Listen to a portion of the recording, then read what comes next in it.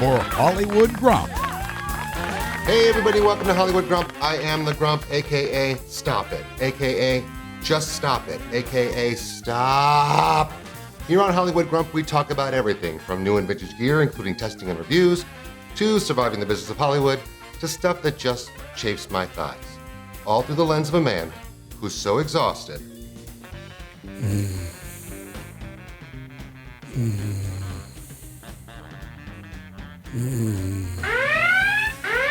For all you gear nerds out there, today's episode is shot on a brand spanking new lens that I'm trying for the very first time. It's the Mikey 35mm f1.4. Now, to be honest, what attracted me to this lens was that it was only about 65 bucks on sale, but normally it's under 85 bucks anyway. So I thought it was worth giving it a try. So far, it has a pretty great build quality, a little too firm on the aperture ring, but it is declicked and the focus is very smooth, but further testing is definitely required. Let me know in the comments below how you think this lens looks. Remember, the lens doesn't make things look dirty. It's our pandemic cleaning schedule, meaning we don't have one for either the house or the host. Along those lines, I am thrilled to welcome back my partner in grime from the East Coast, the East Coast Pollyanna. The East Coast Pollyanna! Hey everybody, it's me again. I decided to sign up for this torture another week. This week's episode on the East Coast end is shot on a Schneider Retina Xenon 1.9. It may look a hair soft. This particular lens is the first time I've used, and there is a little bit of variance between the different lenses depending on, any haze or mold. This one looks really, really clean. So very curious to see what it'll look like. And comment below what you think. Very inexpensive to pick up online. I won't quote you as I was completely wrong last time, but it should be in the area. I think I got a whole set of these for about $200. They're a great lens, and they're also a good companion lens to the new iteration of Schneider Xenons. By all of my tests, the Schneider Xenons outperform for anything kind of in a similar range. They're really, really great. I would suggest renting them for your next feature. They have a really special look. They feel and look a little bit like Pantros, which is really exciting for a set of lenses at that price range that perform as well as Cooks. Very good. And by the way, if you hear any yard work going on at either of our locations, it's because somehow or another, people still think that's an essential service. So regardless of my thoughts, the gardener keeps showing up. Yes, and due to my massive introversion, we live in the middle of nowhere.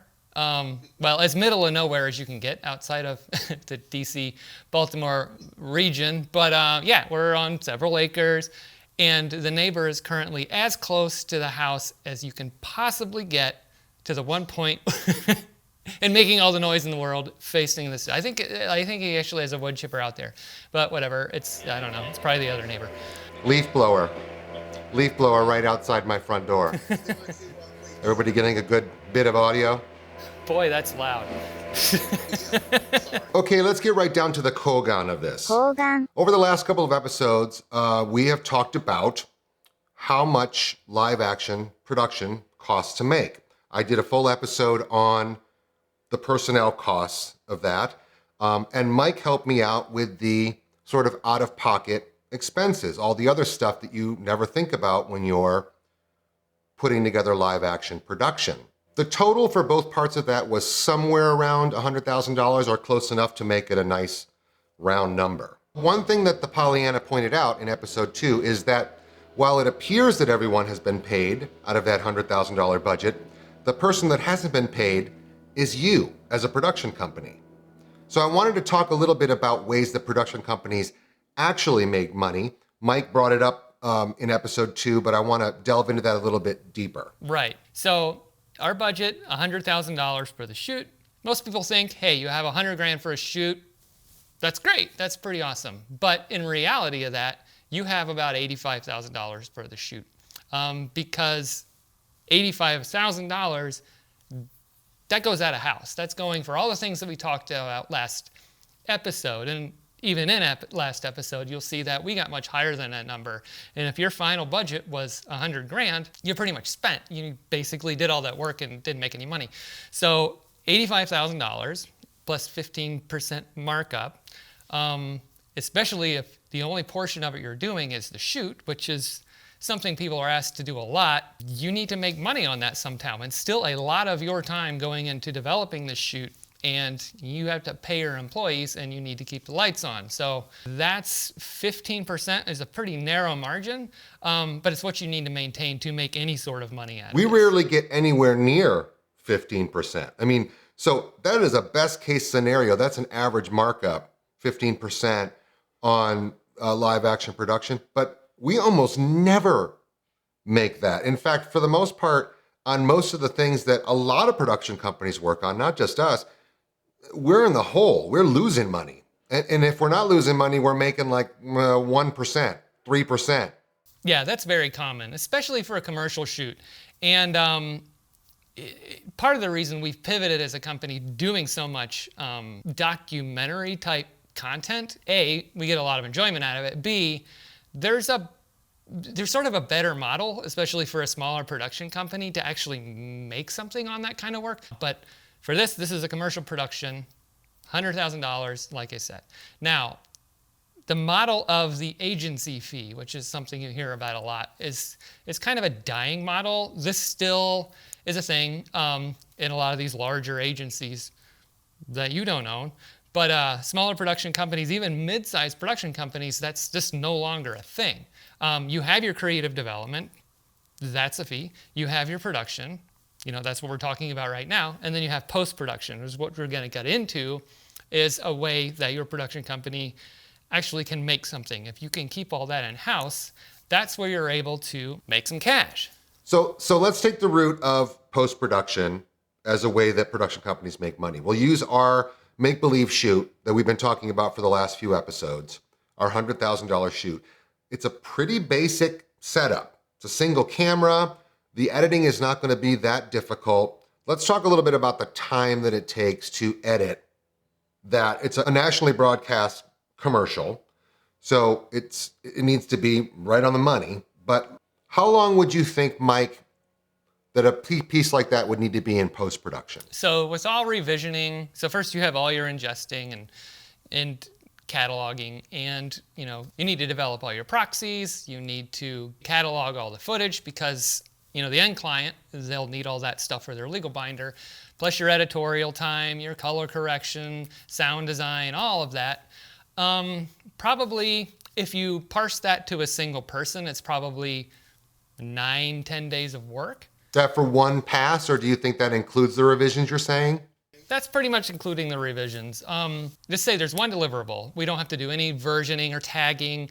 There's no cut downs. It's one 30-second piece. So for an editor, through all the rounds of revisions, from everything from ingesting and creating proxies to creating transcripts, which you need to do for about everything, syncing audio, a couple rounds of editorial, you're probably looking at 5 to 6 days of an editor's time.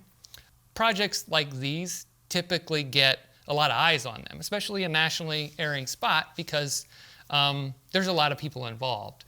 On top of that, once you're finished, you need to send it out for color correction, unless that's something you do in-house. And remember, for this one and projects like it, we graded on set, which means we're not going to send this one out to color correction. We were so close right out of camera. It's a little bit of work we can do inside that, most editors that know anything about color would be able to pretty simply to do this. But say we need to export this with a 5.1 surround audio mix. Typically, that's something you would send out of house, unless you have a pretty robust facility in-house, which a lot of people don't have 5.1 capabilities in-house. So that's another half day, full day with an audio mixer. And then you also have music licensing and all of that, which is another hard cost, which, there's obviously hard costs associated to your post-production as well. But, that's about right for a project like this. So you're talking about roughly, aside from the out-of-pocket costs and anything that needs to go out of house in that time, you're talking roughly about 10 days worth of time for all the revisions, all the way up through delivery. Usually that would be a single editor, because for a project like this, you wouldn't need an assistant editor. There's not that much footage to cull through, and it's only a single camera.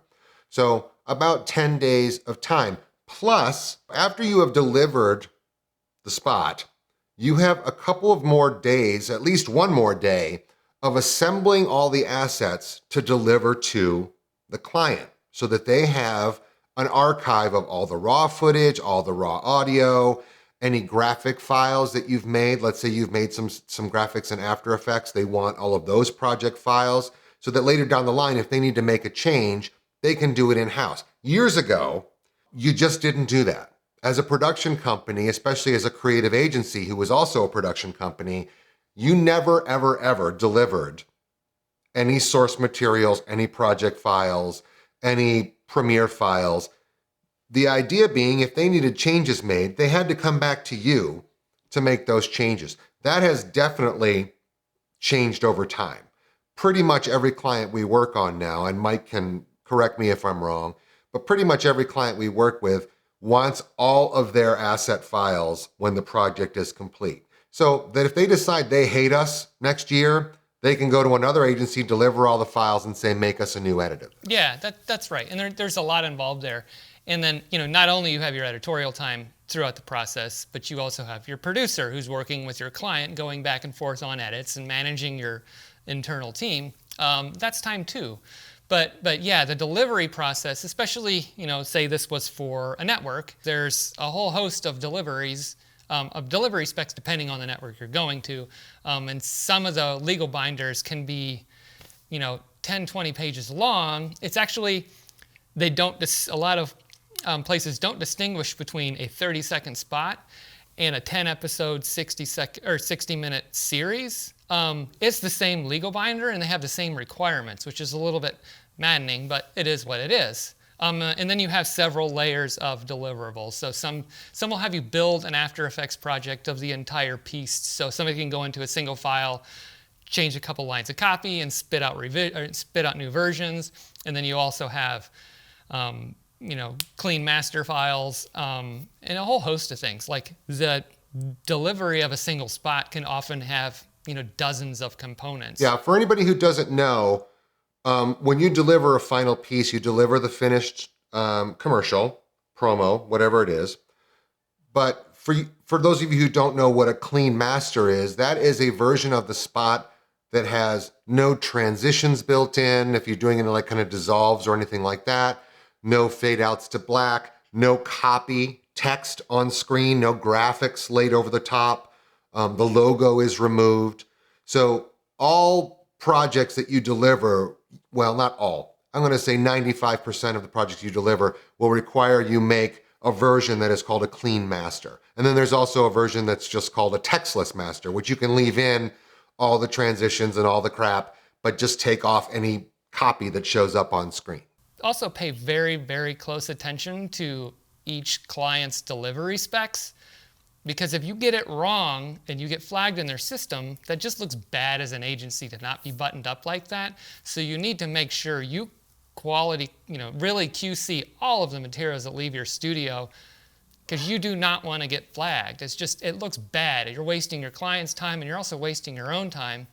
So be very mindful of these books that you get with just, very, very, very detailed delivery specs, which have a purpose, that you're really hitting all of those, checking all of those boxes. More importantly, it can hold up your payment. I mean, a lot of these companies already have ridiculously long net pay.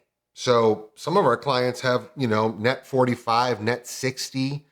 So that means in the best case scenario, if you deliver everything 60 days from now, you'll get the balance paid on your project. For the most part, you should always get some sort of a deposit up front, or do what's called a 50-25-25. That means 50% up front, 25% on shoot day, and 25% on final delivery.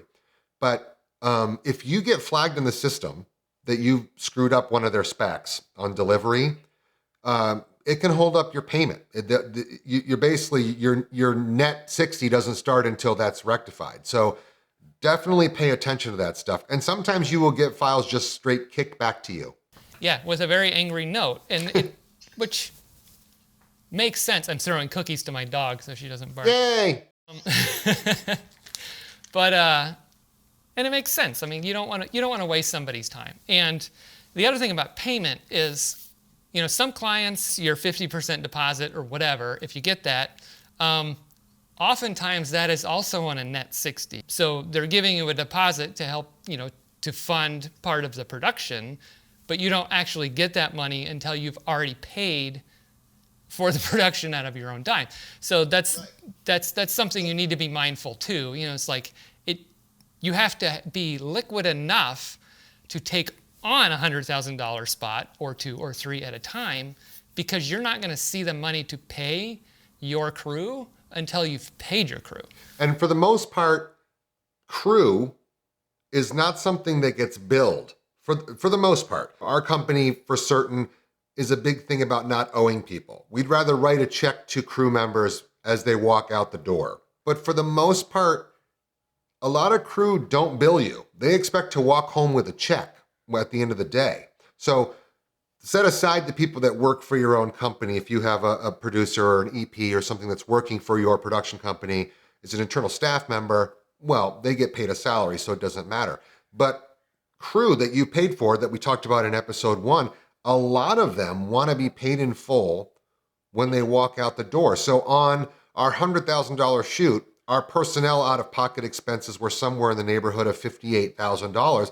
You need to be liquid, at least be somewhat prepared to pay your crew when they walk out the door. Not to mention permitting or some of those hard out-of-pocket expenses that Mike mentioned in part 2 that are a requirement before you can even start rolling camera.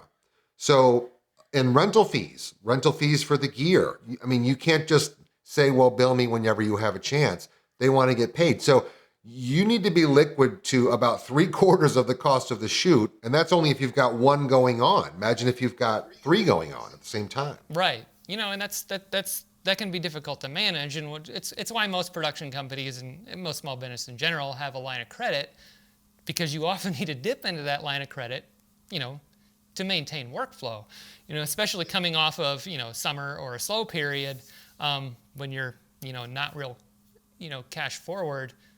That can be a lot, because then you start picking up into the fall, picking up 2 or 3 productions. You are outlaying a ton of cash, and you might not see that till December. Right, which is why getting in, or the other thing we want to talk about, and he mentioned it a minute or so ago, is creative development.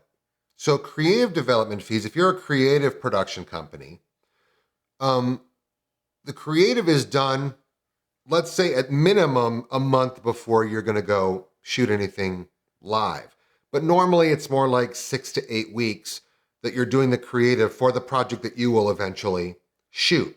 So if you have creative fees going, if you've started and did all the creative for this piece and you can bill that, by the time you get ready to go start shooting, you'll have some money in the bank. That's not necessarily money in your pocket, but you'll have money to pay toward these things. So it's not such a massive hit when you got to wait your 60 days for your deposit. Yeah, and that's the great thing. If you can maintain a rolling workflow, it doesn't become a problem. What becomes a problem is if you hit a slow period, which basically everybody's hitting right now. Once stuff starts kicking up again, you're going to have enough cash to pay for these productions. You also want to have as kind of a wide a pool as clients as humanly possible doing a variance of work. Your smaller projects are actually what's going to keep you afloat. We call them lights on work. It keeps the lights on. And there's no shame in taking as many of those as is humanly possible. Also because for the most part, if you have more than 1 or 2 people working for you, you have 3 or 4 artists and maybe a producer or 2, and editors and stuff like that. Not all of those people are going to be involved in a live action shoot. So for the most part, if you don't have other things going on, you got a lot of this going on. People playing the thumb catch game, trying to keep themselves busy. You know what I mean? So if you have other projects going on that are keeping the lights on, even if they're not very glamorous, those are the ones that you want to hold on to for dear life, especially in times like this when things are getting a little bit lean for everybody. Because that way, when you come back into full swing production, if you're a live action production company, you'll have some cash flow and you'll have decently happy employees because they haven't been shafted for the last few months. Yeah, exactly. Yeah, those keeping the lights on projects, and everybody does them. Even the firms that have the greatest portfolio sites on earth, they're doing Apple spots, and they all do the keeping the lights on projects. They have teams just for those because that's how you maintain and control cash flow. So, if you think you're going to get to a point where you never have to accept that kind of work, you have another thing coming. And there's nothing wrong with it. I get so excited for those kind of things because that's what keeps everybody paid. It doesn't matter if, 3 of your people aren't working for a day, you're still paying them. So if you can keep them busy with work and maybe make a little money off of it. So typically on a shoot like the one we're talking about, our make-believe $100,000 shoot, let's talk a little bit about creative fees and, everything from how many days it usually takes to revisions to what percentage you're actually profiting on creative, because you do have out-of-pocket expenses. You're paying staff to be there. So it's not like you're just taking whatever they're paying you for creative fees and stick it in the bank and going, man, that was great. You still have your expenses to pay. Whatever your nut to cover comes out of that money as well as other projects. So Mike, what would you say on a project like that, typically, what's the timeline? What's the lifespan of that from a creative development standpoint? As far as the time it takes to develop creative? Yeah, and typically so if we were going to do it in percentages of the, if the production budget was $100,000, and it varies huge depending on the client, but what's a good percentage ballpark of what you would get paid if you were doing the creative development on top of that? Probably anywhere between 10 and 15% would be appropriate for creative development for something like that, because you're doing everything from scratch. That'd be probably about right. Do we really get that? That really depends, because usually these come with a finite budget, and it's your responsibility on how you spend it. And they are absolutely expecting you to put the money at a place where it's going to show up on screen. And they're hiring you for your creative thinking power. And that's what Pippi has to say about that. But yeah, and that's really where your value of a creative production company is. So off the top of my head, that's roughly a 5-day creative development. Does that sound about right? Yeah, anything between 5 to 8 days creative development. And then, like you said, that depends wildly on the project itself, and that can change depending on the type of production. Sometimes creative is a larger portion of the project itself. The actual development with it is not that time consuming. So the percentage doesn't really line up, but I'm just kind of guessing, knowing what a typical full budget for our make-believe project was. That's about right. Interestingly enough, you can actually end up making more money just doing the creative work and not doing the actual production. Technically speaking, you don't make money on the live action production, is what we've been talking about the whole time. If you were just a hired gun that was doing the creative portion of this, it's usually a separate and apart budget from the production budget. So a client will come to you and say, we have $100,000 to shoot this, and we have $15,000 for creative development, and we have another $10,000, making that number up, for post-production. So you actually can make up, it's not as glamorous. It certainly doesn't look as nice on your reel that you didn't shoot it. But if you came up with the concept and you just did that as a regular thing without actually getting behind the camera and shooting anything, you actually can make more money. It really comes down to how exciting you want to be, how exciting you want your gig to be versus, covering your expenses. Right. And if you're only doing the creative development, you kind of end there. So you can move on to the next project, because during that production period, you're not really making that much. But yeah, that's a fair point. But that's a special skill to be able to garner that much creative work to develop, a sustainable business out of it. All along, we've been talking about this project as a non-union project. The budget was set at $100,000. Now let's talk about it as if suddenly overnight, it was a union project and what that does to the expenses overall. It can as much as double because you have, a lot more requirements. So while we had, say, 20 crew on this particular project, if this was a union job, there are required positions you need to fill just to satisfy the union rules. Whether they're actually needed for the production or not is a fair question. For some, if there's an element of danger or whatever, but this was a pretty low-key shoot. But yeah, it probably would have added, 5 to 10 additional crew, rates go up, and then you also have all of the union paperwork that you're going to need to be responsible for as well, which adds a ton of producer time. So, 50 to 100% additional it can cost, and then generally crew rates, especially with your DP and stuff like that, it's and your director union rates are just a lot higher. Oh, for sure.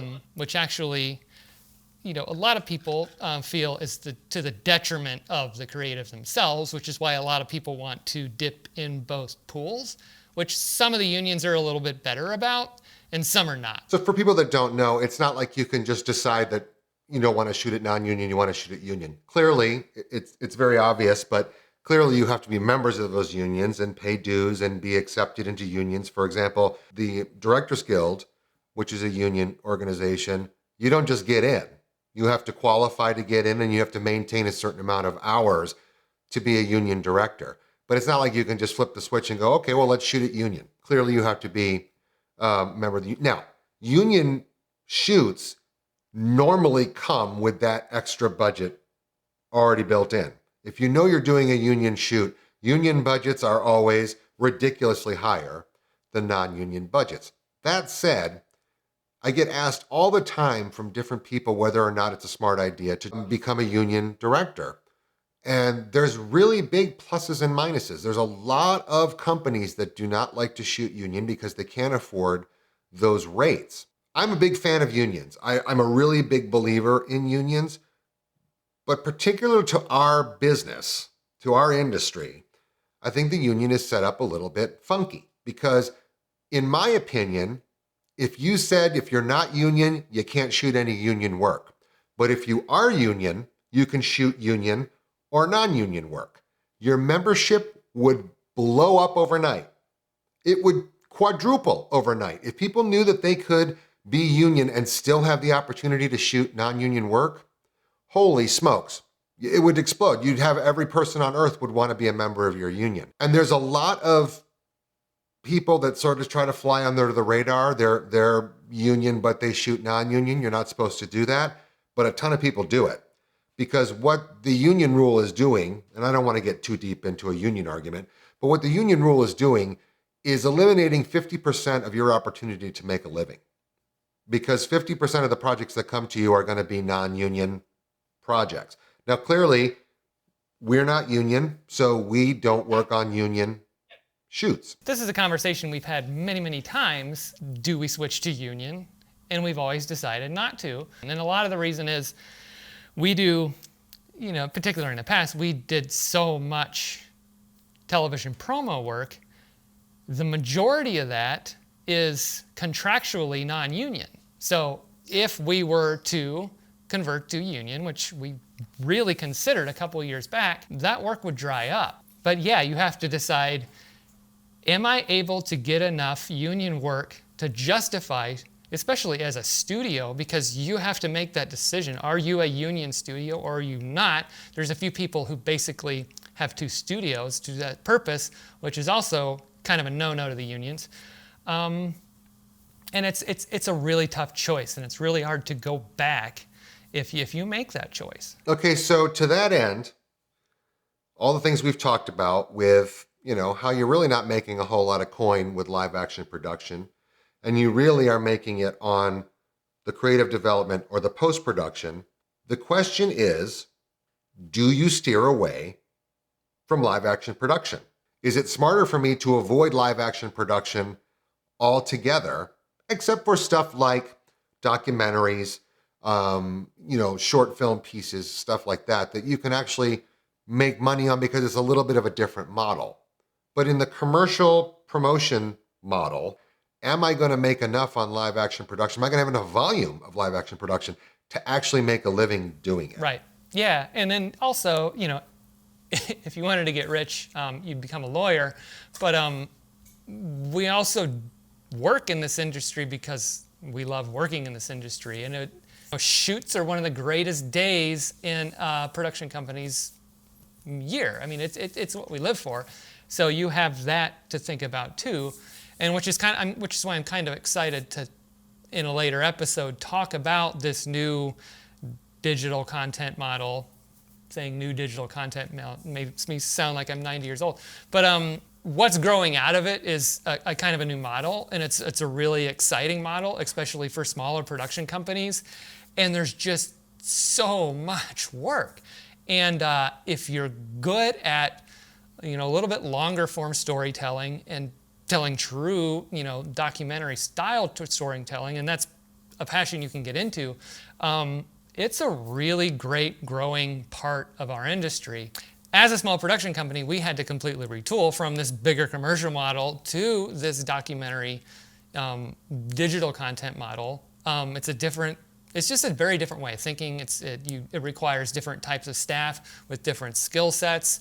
You need people who can both shoot and cut and concept on staff. It's an exciting model. You get to see a lot more projects through, and it's fun to make content that people tune in and it really gets something out of. I think a lot of clients are starting to see the value in that longer form content. There's been an argument going on for the last few years about, if you did any kind of online marketing course, let's say 3 years ago, the common thinking was that people don't watch anything that's over 4 minutes long or 5 minutes long. But now that is completely reversed. You're more likely to get an audience, and it has nothing to do with the pandemic or being locked down or anything like that.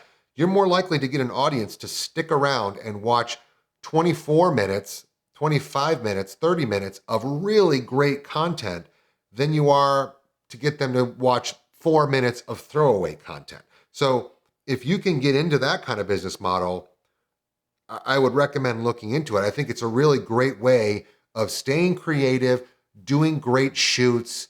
If you're a guy like me, getting cool gear, all that other kind of stuff, and still making a living at it. When we do these big productions, you almost feel sidelines when it comes to shoot day because you're just such a small component in the whole scheme of things. It's just a few people on the crew, and you get to learn so much about, the subject that you're filming, but also you get your hands dirty. And if you got in this because, you like to make film, it can be really great. But, big brands and all of these are discovering the power of storytelling and long-form storytelling. So much so that digital platforms are just pining for more and more content. Facebook changed their algorithm, I think last year, that if you upload content that's over 3 minutes, you will show up in a lot more feeds. This idea of 30, 60, 90-second content is what gets your eyes is no longer true. So I think it's worthwhile doing a full episode on how to build that long form model. And maybe that's something that we talk about next time we get together and talk. So the long and short of it is, there's no short answer as to whether or not you should continue to shoot live action. But it's really, really apparent that you don't make any money on live action shooting, that you make money on other things, unless you can keep your costs under control. But I think it was definitely worth exploring, and I'm glad that we were able to talk about this and maybe fill some people in that don't know how the whole system works, because I think the common belief is, wow, I just got a $200,000 shoot.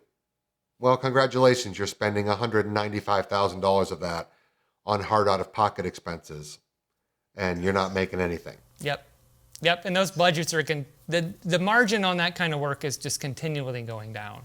All right, well, I think we call that part 3 of that same series. Great. Of why live action production costs so much. Actually, we went off the rails a little bit, but I think it still applies. Do you agree? I agree. Yeah, this is fun. This is, we definitely explored things we hadn't planned on, but that's good. All right.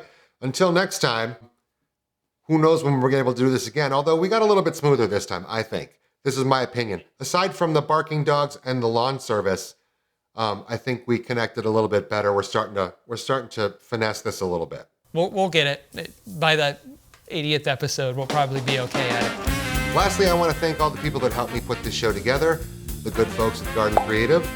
Thanks, Pollyanna, and your team for your continued support.